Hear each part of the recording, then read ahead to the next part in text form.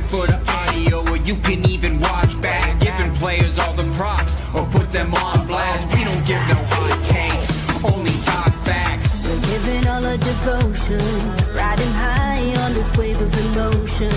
Going all out, yeah, cause this is our time. No, ain't no stopping us till we reach the finish line. All in, we came here to win. We're gonna give everything. S-I-C-K on the run. S-I-C-K, sick, sick. On fire, we're ready to fight. We'll bring the house down tonight. S-I-C-K on the run. S-I-C-K, sick, sick. Play it on the car ride, play it when you lounge. X and O, you know that we can hold it down. Shout out to my man Sammy, got it off the ground. And to all the listeners tuned in right now, got debates, analysis, and speculation. This is sports talk for the new generation. You know where to find us, got a reputation. Sick podcast, your #1 sports destination. We're giving all our devotion, riding high on this wave of emotion. Going all out, yeah, cause this is our time. No, ain't no stopping us till we reach the finish line. All in, we came here to win. We're gonna give everything. S-I-C-K on the run. S-I-C-K, sick, sick. On fire, we're ready to fight. We'll bring the house down tonight. S-I-C-K on the run. S-I-C-K, sick, sick. S-I-C-K is the sickest podcast. Tune in for the audio, or you can even watch back. Giving players all the props, or put them on blast. We don't give no hot takes, only talk back. S-I-C-K, S-I-C-K, S-I-C-K, S-I-C-K, S-I-C-K, S-I-C-K. S-I-C-K. All in, we came here to win. We're gonna give everything. S-I-C-K on the run. S-I-C-K, sick, sick. S-I-C-K is the sickest podcast. Tune in for the audio, or you can even watch back. Giving players all the props, or put them on blast. We don't give no hot takes, only talk facts. We're giving all our devotion, riding high on this wave of emotion. Going all out, yeah, cause this is our time. No, ain't no stopping us till we reach the finish line. All in, we came here to win. We're gonna give everything. S-I-C-K on the run. S-I-C-K, sick, sick. On fire, we're ready to fight. We'll bring the house down tonight. S-I-C-K on the run. S-I-C-K, sick, sick. Play it on the car ride, play it when you lounge. X and O, you know that we can hold it down. Shout out to my man Sammy, got it off the ground. And to all the listeners tuned in right now, got debates, analysis, and speculation. This is sports talk for the new generation. You know where to find us, got a reputation. Sick podcast, your #1 sports destination. Giving all our devotion, riding high on this wave of emotion. Going all out, yeah, cause this is our time. No, ain't no stopping us till we reach the finish line. All in, we came here to win. We're gonna give everything.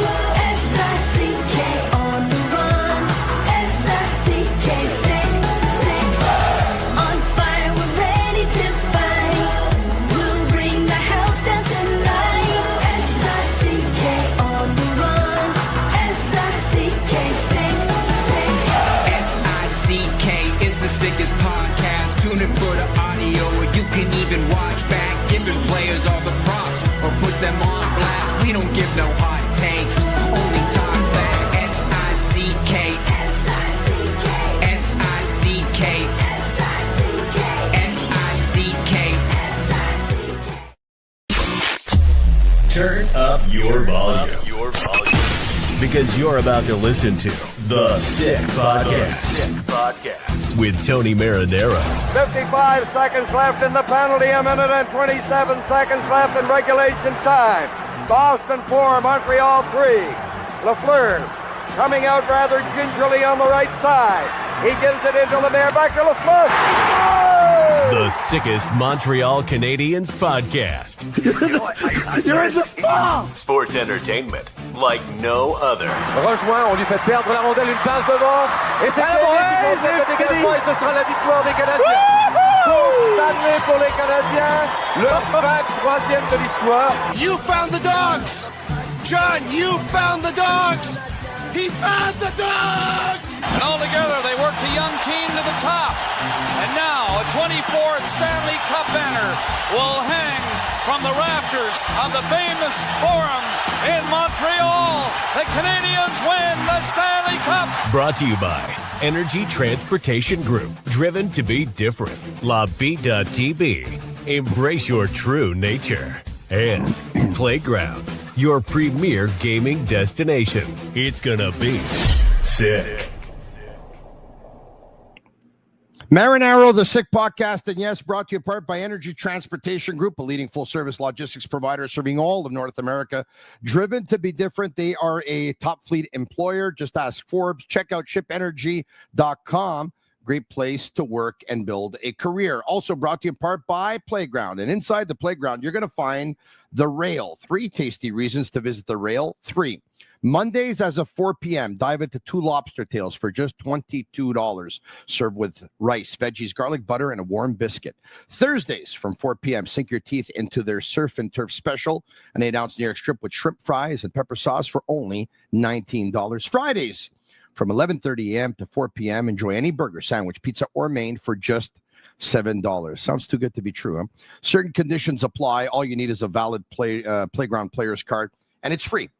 Details this good are worth the trip only at the Rail inside the Playground complex. Visit playground.ca for more details. And also brought to you in part by Tibi. They launched their new Ultra Lager, refreshing, thirst-quenching beer, perfect for the summer with only 90 calories, 2 grams of carbs, and 4% ABV per can, available in a pack of 6 and 12 in grocery stores all around the province of Quebec. It's ultra light, ultra refreshing. Last week was the Players' Combine in Buffalo, which is a tradition of sort. Of course, the players gather there probably a good 3 to 4 weeks before the NHL draft. And a bunch of scouts make their way down there, as well as team executives, directors of scouting, general managers, hockey ops people. And they check out, and they have an opportunity to check out how the players do in some of the physical testing. They have a chance to talk to the players. They have a chance to gauge their character, of course. They have a chance to interview players, and it's an opportunity for them to do so. One guy who was there, actually 2 guys that I know were actually there for most of the week, and they both work with Tibi Spa. Anthony Martineau is one, and Nicolas Cloutier, who joins me right now, is another. Nick, how are you? I'm good. What about you, Tony? Excellent. Thank you very much. Thank you for doing this. I appreciate it. I waited till you got back, filed all your stories, did all your work for Tibi Spa, which was the priority, and I didn't want to get in the way. And now 1 week later, I think we can revisit with so much information that you probably didn't have before going. Well, it's interesting that you think I filed all my stories, Tony. Oh, you haven't. Oh, because you're going to save some for the draft.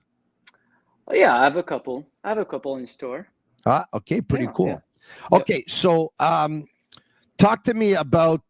Listen, there's a lot of information. I would imagine that you had a chance to speak with a lot of people. Every year, the Combine attracts interest for different reasons. What was particularly interesting in this year's edition? This year was different. I mean, just so I'm clear, that was my first Combine on site, actually. But from what I've seen, there were a lot of agents, a lot of GMs, and Pierre Lebrun actually reported that it was one of the busiest Combine in terms of activity. And I mean, that tracks. It adds up from what I saw, because I saw all the big agents were there, Pat Brisson, Alain Roy, you can name them, and they were hammering meetings after meetings in the lobby with these NHL GMs because, as you know, Tony, this NHL draft will be decentralized. So this was quite an opportunity that was not going to be there at the draft to meet those teams and prepare for July 1. Because as we know, when the draft is over, no vacations for these NHL teams. We gear up and go straight to July 1. So this was a pretty important step before we get there, since the draft was going to be decentralized. So a lot of deals that you're going to see in the following days or weeks, some of them were prepared during the combine. And for those who are relatively new to hockey, decentralized meaning traditionally, the teams have a presence at the draft. They're there. They're all on the draft floor. Every team has their own table. And pretty much 10 to 12 people from the entire hockey department, management, communications team gather, and they're there. And this year, it's decentralized. The NHL wants to take a page out of the NFL. And most hockey ops people and GMs and scouts will actually be back home out of their home base. And the Canadiens have planned to have Jeff Gordon speak to members of the media on the Thursday, the way he did 1 year ago from the Bell Center. On the Friday, it will be Kent Hughes, as he did 1 year ago. And on the Saturday, it's going to be Martin Lapointe and Nick Bobrov, as they did 1 year ago. It appears that the Canadiens will be sending Rob Ramage to represent the club, and of course several members of their communications team. Chantal Maccabé will be one that will be down there, because of course he will be accompanying their first round pick, or maybe two of them, back to Montreal for development camp. So because Nick just said, because the GMs and the hockey ops people and the directors of scouting and the scouts are not going to be in Los Angeles when the draft will take place on Friday, June 27, on Saturday, June 28. Because of those reasons, they were all in Buffalo and interviewing with the players and asking them all kinds of questions to gauge their character. We heard a couple that coming. Oh, yeah.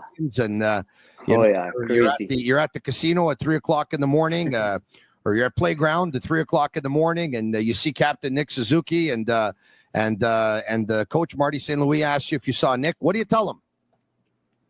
Well, what do you tell him? You're not supposed to be at the casino. So that's what I would tell him. I mean, I wasn't there. I'm not at the casino at 3:00, sir. So that's your answer, Tony. I think that's the best answer that you can give. It is. Okay, so here's the most interest in all of this now is obviously the Canadiens, and everyone's trying to find out who they interviewed, because thinking that if they interviewed some players, well, then they're interested in those players. And if they didn't interview others, well, then they're not interested in those players. So let's talk about who they met. Let's start with that. Oh, well, pretty much. I mean, the Canadiens, they have this reputation where every year they meet pretty much all of the players that are in place at the combine. So what's more interesting to me would be who they did not meet. And I'm talking about players that would be considered in the range at 16 or 17. So from what I gathered, there are three players that you could have considered to be in the range, more or less, that did not meet at the combine, and it raised eyebrows, at least my eyebrows. And those are the three players, Tony. So Keyshawn Aitchison, Sasha Boumediene, and Cole Reshny. Those are three players that are targeted to be picked in the first round. Aitchison, well, we see him more at the beginning of the first round, maybe around 10 or 11, but still, this is a player that you still need just in case he falls, right? Usually. Same goes for Reshny, and Boumediene was marked more around the 20th pick.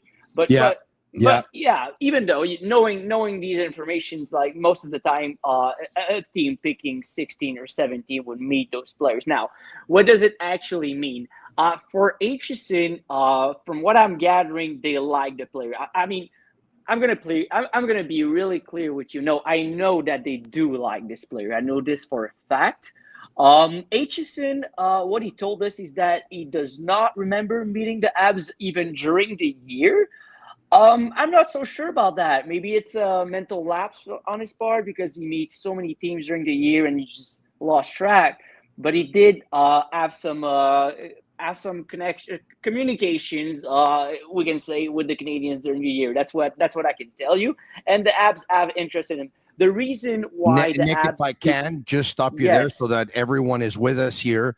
He is a left-handed defenseman, anywhere between about 6'1.5" to 6'2", about 200 pounds, and of course he plays with Barry in the OHL. We're talking about Keyshawn Aitchison. Continue. big defenseman that it's hard that it's to injure, like not injure, but that it's to give pain, and it's like a truck and scored 26 goals. So quite a unicorn you have there, and the off ice character is great too. He always has a smile on his face. Just a great kid. Really a safe pick, but a safe pick with upside, if you ask me. Quite a unicorn. And from what I'm understanding, the reason the Habs did not meet him, because they like him. Trust me. Is they thought they had enough information on him. And I will tell you as well, Keyshawn is represented by Dylan Littrop from Quartex. Quartex is the former agency of Kent Hughes. So you can assemble the puzzle yourself. As for Reshny, which they means there's a special relationship there, and there's probably more information that the Canadiens will be able to gather probably there because of that special relationship. Yeah. Of course, and as for Reshny, I'm just going to complete this. They met him at the beginning of the year, but nothing after that, and they did not meet him at the combine. Boumediene, I understand they've met him before the combine, so take it as you will. Okay, and in terms of Reshny, we're talking about a 5'11" centerman. Yeah, but with really high hockey IQ. Like this is a player that thinks the game really well, that produced a ton of points, really in the double. Probably going to be gone before Montreal at 11 or 12 or 13. Take your pick, but yeah, still a great player. So it was kind of interesting that they did not meet him, but he's on the smaller side, and they might be targeting bigger physical players. You've seen the playoffs, Tony. Yes, and Sasha Boumediene, a left-handed defenseman, also around 6'2", who of course plays at Boston University, a place the Montreal Canadiens would know well, because of course that's where Lane Hudson was, and that's where several other members of the Canadiens organization was, and that's where Kent Hughes obviously knows that organization like the back of his hand. His son played there, and so he obviously knows it extremely well. Talk to me about that player. What can you tell me? Boumediene, youngest player in the NCAA this year, a left shot defenseman, great skater. Someone told me at the combine, and I cannot tell you who, but someone told me at the combine he thinks he's the second defenseman with the most upside in this draft. So that would be after Matthew Schaefer. So yeah, quite the statement there. He has a lot of potential, but he's not fully matured physically yet, and he's still quite lanky. I saw him in person, actually. I interviewed him in the lobby last week, but maybe he has some untapped offensive upside, Tony. I know he did not produce a lot, but again, he would have produced if he had played in the junior, and he was the youngest player in the NCAA this year. And interesting fact, he actually broke the record at the U18 for most points by a D-man. So still maybe some untapped potential there. Even though he's a live shot, he's really worth looking at if you're a team drafting at the middle of the first round, or like from the 20th pick. And once again, Jack Hughes, who's Kent Hughes' son, plays there at Boston University. The Hudson brothers, by the way, Quinn Hudson and Cole Hudson. Quinn Hudson, a right winger, and Cole Hudson, a left-handed defenseman, also play there under Jay Pandolfo, who, based on what we're hearing, does a great job of developing. Of course. Yeah, great rap there. All right, okay. So talk to me now about who you're hearing the Montreal Canadiens met and why there could be a fit. Well, they met pretty much everyone in the range except those three players. But what's really interesting to me, Tony, is they met a lot of players also that are in the top 10 of this draft. So, namely James Higgins, Radi Murtuka, Porter Mortone, a lot of these players, Roger McQueen as well. So you look at that, and there's obviously at 16 or 17, even Caleb Desnoyers, Tony. So at 16 or 17, you have no shot at drafting those players, Tony. Okay, I can tell you point blank. But they did meet those players. So there's two ways to look at it, okay? So the first one would be, okay, we are gathering intel on these players because this intel might be valuable later down the road if we trade for them like in 2 or 3 years. You never know what can happen in hockey. The second one would be, and that's the most interesting one, if they were gearing up to make a trade, to trade up in the top 10. So that would be very interesting, and I can see them entertaining that idea. But the one caveat is it does not happen really often. Last time, Tony, I believe it was the Alex DeBrincat trade. The Sens traded the 7th overall pick to the Blackhawks, and the Blackhawks used that pick in Montreal to draft Kevin Korchinski. But otherwise, you really don't see those type of trades really often. It might be different this year. I don't know. We're hearing rumors about Boston maybe wanting to trade that pick, Utah, maybe Nashville as well. But I mean, we hear rumblings every year, but the reality is it does not happen really often. But I would think that if they do trade up, it would be for Caleb Desnoyers. All right, so talk to me. What are you hearing about Desnoyers? Obviously, Le Gars chez nous, a lot of people would love to welcome him. He's probably the best francophone prospect, I would imagine, since Alexis Lafreniere. What can he bring, and how ready is he? Are we talking about a player who could step in right away? I think so. I mean, he has some rehab to do this summer on both wrists, but I mean, this is a kid that is so strong-willed. Tony, I mean, you know just as me that the Habs they cannot just pick any Quebecer, especially in the first round, because of all the pressure that comes with it. And then we've seen what happened with Drouin. It was really difficult for him at times, and he goes to this other market in Colorado and he just flourishes. So. But Caleb Desnoyers, Louis Leblanc trade, of course, which happened in Montreal, to the chance of Louis, where Trevor Timmons felt, I have no other choice. I got to draft this guy or else I'm not going to be able to leave the building. And he did. And unfortunately, the pressure was suffocating for Louis. But I mean, this is one of the best prospects we've seen out of Quebec in years. And this seems to be not, it might maybe not, I mean, there was more hype for Lafreniere, but in terms of being ready for the market and having the character, having the attitude and the swagger for the market, he's the best prospect from Quebec I've ever seen in the recent history. Just in terms of his attitude, I don't know how to describe it, but he has that it factor. He talks to you and he looks at you directly in the eyes, and you can feel the confidence. It's not phony. He's just ready for it. And every answer he gives you, it's spontaneous, but it's well thought of. He's just a great kid.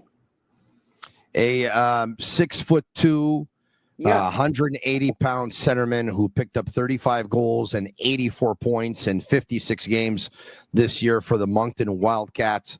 Can't miss prospect. 9 goals, 21 assists, 30 points in 19 games in the playoffs. A Saint-Hyacinthe boy. I mean, this is, once again, he checks all the boxes, huh? He checks all the boxes. Of course. I would have no trouble drafting him 3rd overall. Wow. So, you just talked about it. Players that are slated to go 3, 4, 5, 6, it's not every day they get moved, because obviously those teams that were bad during the season and get compensated with having a 3rd pick or a 5th pick or a 7th pick, once their guy is available, they want to draft them. Now, the Canadiens have 2 picks here in the first round.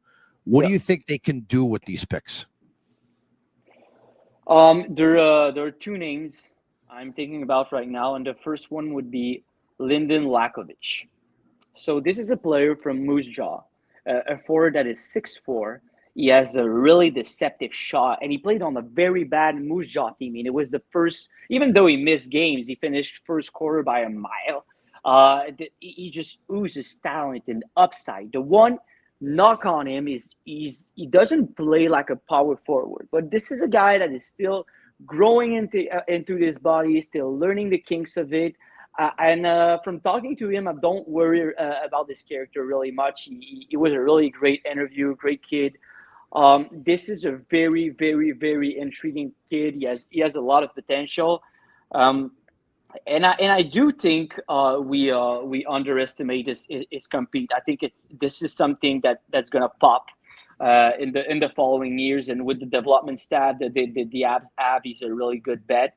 The other name. If I can, Nick, it sounds more like, though, and once again, you never know with young players. I mean, the hardest thing to do in hockey is be able to actually gauge where a player, what kind of career they're going to have when they're draft eligible. But it almost sounds like that could be a pick based on if the Canadiens decided to go with more of a need instead of going with a best player available at 16 or 17. And I don't agree with that at all. No, you don't agree? No? Okay. No, not at all. I mean, when you draft, when you make a projection and you pick the guy that in your eyes has the most upside and will have the biggest value as an asset down the road, and to me that's Lyndon Lakovic, because where do you find a guy 6'4" that oozes talent like him?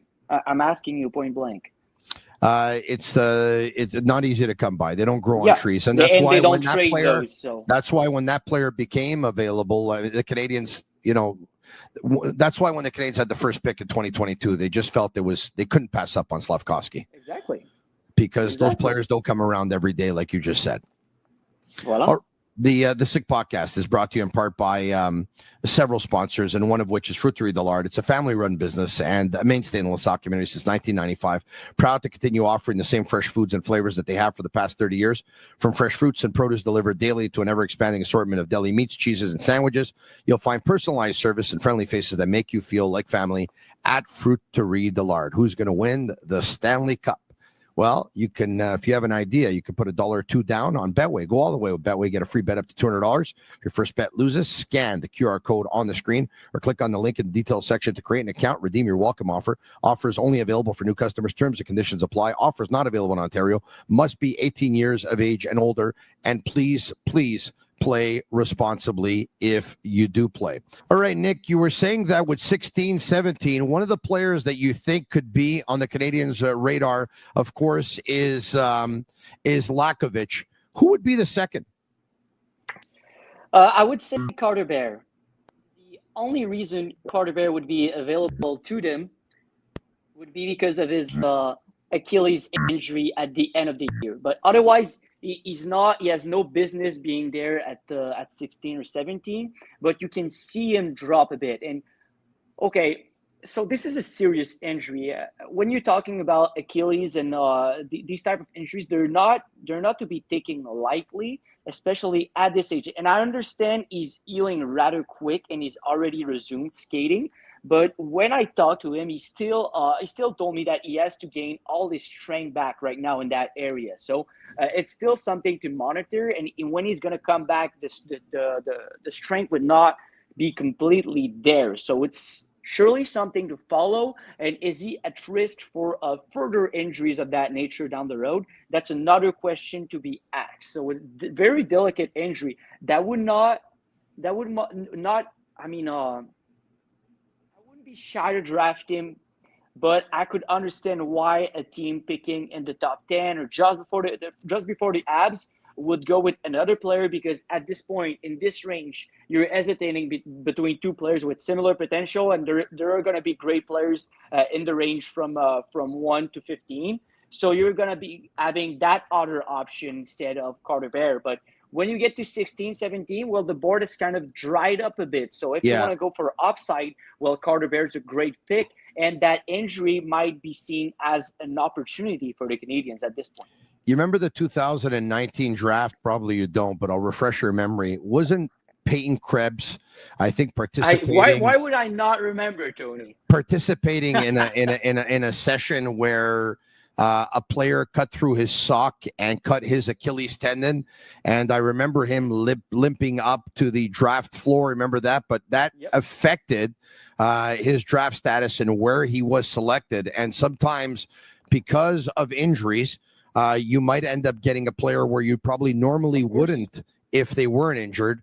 And this could be an opportunity. But like you say, These are serious injuries. Achilles injuries scare me. But what really caught my interest here is that we talked about the local kid before, and now in Caleb Denwanye, who would be the dream. Well, there's another kid who's a local kid, and he plays in Blainville, and his name is Justin Carbonneau. And we're talking about a winger who's about 6'1", over 200 pounds, that most seem to have somewhere mid-table in the first round. Yeah. And I'd love to have your thoughts on him, and curious as to why you think he either wouldn't be the Canadiens pick, or probably he wouldn't be available when they do pick. Tell me. Well, first, that's a great question, Tony, because Carbonneau is a great player, and he's a very interesting player.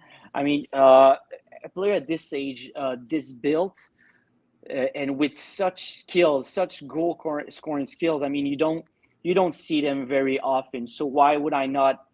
I'm not saying I would probably pick him at 17, but since we're trying to read the Canadiens, the exercise is a bit different. The one thing I will say, okay, it's probably Carbonneau will already have been drafted at this point, so that's one caveat. The second thing is, I don't get the feeling that the Habs are enamored by Carbonneau, or they have, or maybe they're just playing cards close to their chest. But I didn't get the sense that they were really interested in him at the combine. I'm not saying they're not interested. Maybe they like other players more. And as I remind you, I think he will be drafted before. So that's not a player I would mock to the Habs right now. But I can tell you, even some top 10 teams have inquired about him. They're really interested about him. And those types of players, they're pretty rare. He's at his age, and I saw him, Tony. He has a real fire in his eyes. Sometimes he cares maybe too much, and that's why his body language. The scouts don't like very much sometimes when the game doesn't go his way, but it's because he has fire. Would you rather have a kid that has fire and that cares, or someone that doesn't care enough? I pick the kid with the strong will every time of the day and twice on Sunday. So no, Carbonneau, I like him, but first, I think he's going to be picked before. Second, I think Habs like other players more. A right-handed right winger, 6'1", probably close to 200 pounds, led the Blainville Boisbriand Armada with 46 goals. Also led them, of course, with 89 points. A boy from Lévis, Quebec. And based on the reports that we're hearing, the Montreal Canadiens had scouts in attendance to several Blainville Boisbriand games. But then again, it's probably the closest to Laval, right? So you can understand that as well. I think what you just talked about, though, the body language, I think he was asked about it at the Combine, and he talked about the fact that he's just so competitive, and when things don't go his way, he really wants to win badly, and that's why sometimes he can probably you might get the wrong read on his body language, according to him, but he was asked about it for sure. And I heard his interview with the Habs. Well, they were really hard on him. But at the same time, so many prospects told me that their toughest interview, and that includes Lakovic, by the way, was with Montreal. And sometimes when you're really hard on a kid during an interview, well, it's because you're interested in him, and you have to see the reaction. You have to test this kid. You have to see what he has. So it doesn't mean they don't like him if they've been tough on him. That's the nuance I want to bring here. Is there a wild card in all this? Is there a player that maybe not a lot of people are talking about? You talked about the Canadiens maybe playing poker, that maybe they actually love Carbonneau, but they kind of give off the impression that they're maybe not enamored with him.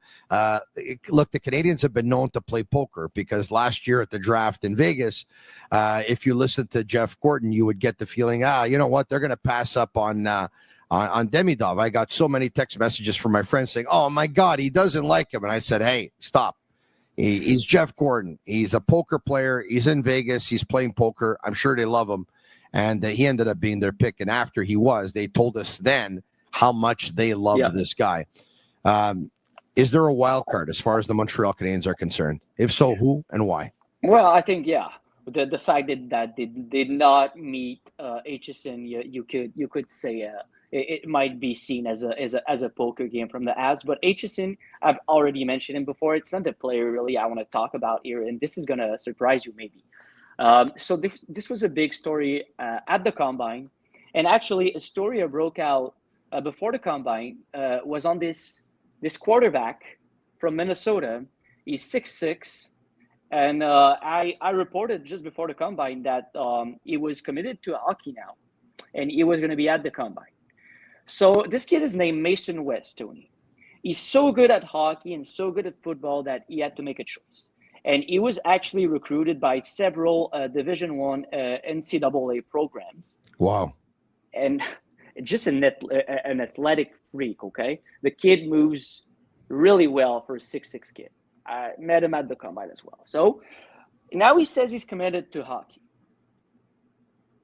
And why is he committed to hockey now? Because this kid, Tony, at the beginning of the year, he did not even know that it was his draft year in hockey. That just paints the picture for you, okay? Wow. About the raw potential of this kid. So he plays in Minnesota for the high school in hockey, and he puts up a ton of points. And he's good, fine. But, I mean, he plays for the high school, so it's kind of hard to measure his potential. But then he ends the year in the USHL with Fargo. So that's kind of the real first test for him. Mm-hmm. And he's just right away, he's dominant on the ice. You see him in every play. He stick handles through traffic. He moves so well for a 6'6" kid. He has vision on the ice. He makes plays. And he puts up like a point per game in the best junior hockey league in the United States right away. And this is a kid that at this point had not even been fully committed to hockey. And at this point, Mason West realizes his potential and commits to hockey, but because he's like, okay, yeah, sure, I think I can make it big in this sport. So the one thing now, why it's a big story at the combine, Mason West is still going to play his senior year of football in high school. So some teams are worried because they're like, what if he lights it up as a quarterback his senior year, and these other top programs, even bigger programs, go after year and showers him with nil money. And so what happens now? Because he told us that, oh no, it's not going to change a thing, but you never know until it happens, Tony. So this is a big waiting game now for NHL teams, and who is going to be willing to take that risk? But the potential, he might be a reach, okay, at 17, but yes. He might also, if you want to swing for the fences, that might be it. That might be Mason West. He might be a reach, but if you want to take a swing on this big kid with like sky high potential, for me, it might be Mason West. When you have two picks, maybe you have the leeway to make this kind of Hail Mary, Tony. Yeah, and there could be a fear from teams too, saying if he's a quarterback, this guy's going to end up getting crunched at one point. This guy might end up getting hurt. I can understand that, but there are years in the draft where a guy's scheduled to go in the second round, and all of a sudden he gets picked 15th or 16th overall, and you're saying, I don't have this guy on the front page of my top 32. Yeah. Where is this guy? And you start looking down the list, and you say, I have him at 52, for example. He just went at 15. Why? And sometimes it works out, and sometimes it doesn't, but it's the risk reward, right? It's teams say, hey, you know what? At 15, we might get a guy who might not ever play in the National Hockey League. But if this guy can end up being what he can be, he might end up being almost like a top 10 pick, or maybe better than a top 10 pick. So I think it's an interesting, like on the surface, and I'm not going to, listen, I did not follow the draft eligible players all that much. I want to be one of the honest members of the media who work full-time and cover the Montreal Canadiens. I don't want to be like some of them who work full-time and cover the Montreal Canadiens, and around the draft, they pretend like they know every single prospect. Like, this is your baby. You do a lot of work with junior players, with young players, with prospects. So does Anthony Martineau. So I would imagine you guys know a thing or two. I'm not going to pretend to be one of those guys, but I would say that if I just take a look on paper, there's a right-handed defenseman out of Seattle who's 6'5", 6'6", out of the WHL, and Radim Murtka, who the Canadiens are probably looking for one of those guys to enter the NHL team right now. Not to say that he can, because he won't be able to, but if he ends up panning out in the National Hockey League, that size and the fact that he's a right-handed D, there's a lot of teams that look for that. A lot. Oh, I mean, the Canadiens, they are the team that has followed him the most closely this year. They love him. They absolutely love him, Tony. But they even told him during his interview, like, we know you're probably not going to be there at 16. So that can be another guy they trade up for. Who knows? Nick, this has been a lot of fun. Thank you so much. Yeah, so much information here that you gave us today regarding the draft combine that you covered last week in Buffalo. Nicolas Cloutier of TVA Sport, thanks for doing this, my man. Hey, thank you, Tony. It's been a pleasure. Thank you very much. There you have it. Hope to talk to you again sometime soon. The Sick Podcast brought to you in part by Energy Transportation Group, brought to you in part by Playground and 3 tasty reasons to visit The Rail, brought to you by Tibi, brought to you by Fruiterie Dillard, and brought to you by Betway. If you like the podcast tonight, leave us a 5-star review. It's our way of feeling the love. For Shane Gaumont and Master Control, have a great weekend, everyone. I'm Marinaro. And that's a wrap. Hope you don't miss us too much until next time.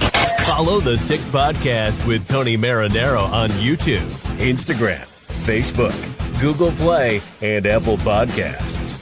The Sick Podcast is brought to you by Energy Transportation Group, driven to be different. TB. Embrace your true nature. And Playground, your premier gaming destination.